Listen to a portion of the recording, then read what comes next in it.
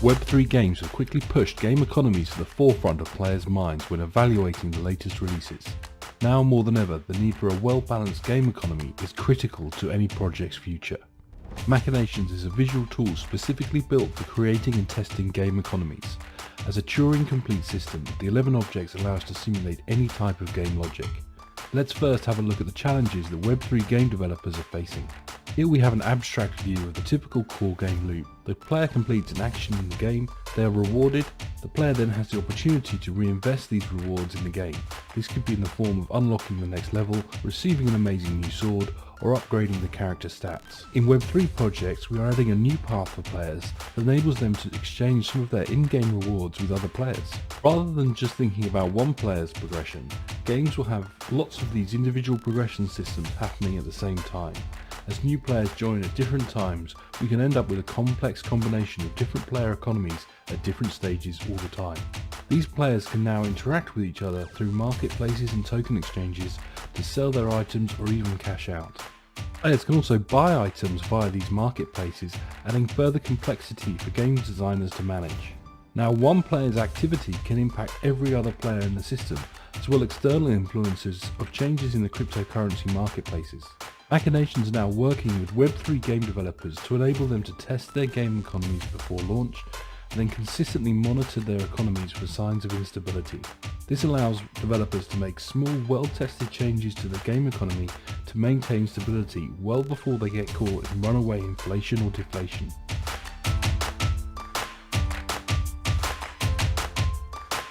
Hello and welcome to Blockchain Gaming World Daily with me, John Jordan. So interesting news today around Splinterlands. So Splinterlands has just announced it's done 2.32 million daily rentals. So Splinterlands is the most popular blockchain game. It's a trading card game, a bit like a simplified version of Hearthstone, running on the Hive blockchain. And one of the cool things about it, and I'm surprised more blockchain games haven't done this yet, is that it's always had this very strong rental program. So you can own these cards in the game, and then you can obviously play against other people, and then you basically go up a leaderboard and you get more rewards, so the higher you get on the leaderboard. Also tournaments. But one of the sort of key elements is you can if you own sort of high-end cards, you can rent them out, and if you don't have high-end cards, you can borrow them from people and pay a small rental charge. So which obviously means you can sort of, instead of buying expensive cards or even buying any cards at all, you could just basically go out and spend a little bit of money renting cool cards that you haven't got or can't afford, or just trying them out. And then the person who's renting them to you obviously is getting a passive income. So this is sort of interesting. So I didn't realize it got quite to this stage. It doesn't really say how it's grown. Always like to see a graph. But anyway, 2.3 million daily rentals is pretty decent. I mean, Splinterlands is doing about 400,000 daily active unique wallets. So that sort of makes sense, I suppose. But it seems like a lot of people now are renting out. So obviously, as it points out,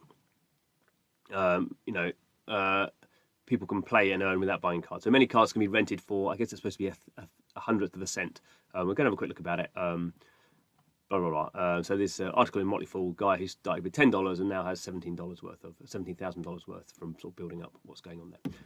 So let's go and have a quick look at Splinterlands. So this is the marketplace. This is my account here. I don't actually do any rental stuff at the moment, but we can see here I'm looking at the rarest legendary cards. So these are the most legendary. These are the legendary set of cards, and I ranked these by the highest value. So at least among these, under this filter, these are the most expensive cards in the game. So we can see here this Summoner is the cheapest one on sale is $32,000. So pretty expensive. The nice thing about Hearthstone generally is the cards are not super expensive. So there's some expensive ones, but it's quite quickly goes down to like hundreds of dollars.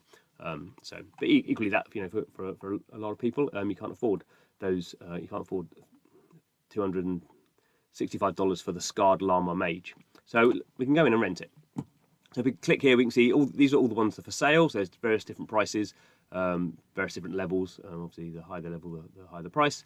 But we can go in and rent. So we can see here that if I wanted to, I could rent just a bog standard level 1 Scarred Llama Mage for 24 DEC.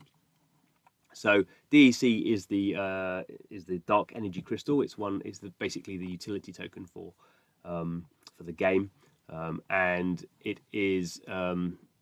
Remember the price now. I think it's is it $1,000 to $1? I think that's pretty. It's $1,000 to $1. So this is obviously if I can do the maths now, is this it's like 2 cents or something like that. So you basically, if I just wanted to rent one of these for a day, it's going to cost me a tiny amount of money.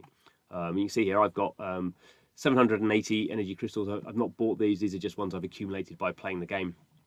So this is like less than $1. This is 78 cents I've got here. And I'm going to be spending a very tiny amount if I wanted to rent one of these. And I could rent it in. I'm just going to do it. Then it's got any renting for credit. Credit's the other is the soft currency, so it's not cryptocurrency. So we can have a look. Actually, let's see that most expensive one, shall we? While we're here. It says there actually above there. So there we go. We can see here. I don't need to click through. I can see here. I can rent this one for 31 cents a day. So the llama was. So actually, the price is a bit different. So the price is about 4 cents a day. So we can sort of see here. That's the price, and we can see here. There are quite a lot. These cards on that are available for renting. We can see the owners of these cards. So it just is quite a nice sort of mechanic. I guess the issue is you need to actually know. You wouldn't just rent one of these cards for no reason. You need to sort of know why you want to use that card. I mean, this one here is a summoner, and he's going to give you. He's basically going to boost all your attacks by 1, which is that's quite a powerful card to be using. You're going to have a big advantage. Well, not a big advantage. You're going to certainly have an advantage in your strategy for the game if you're using him. Now, it may be depending on what games you're playing or what tournaments, you may not be allowed in some games or some tournaments. So it's not just, you can't just use them across the whole game. But it is sort of useful, and obviously it is sort of nice if people want to sort of show off that they've got this very expensive card, that they're just renting it. And the clear thing is for people, it makes it good for people who maybe stop playing the game. Or just have bought a lot of cards and don't have time to play the game, but they can start earning. They can put these cards to use, and as the game sort of community grows, it means every card, even if it's not being used by people, you don't have to sell it. You can just sort of earn a bit of revenue. And if you have enough of these cards, obviously you could be earning tens, hundreds of dollars a day, I suppose. Or certainly hundreds of dollars a month. And I guess it will be interesting to see. I don't know. I don't see that.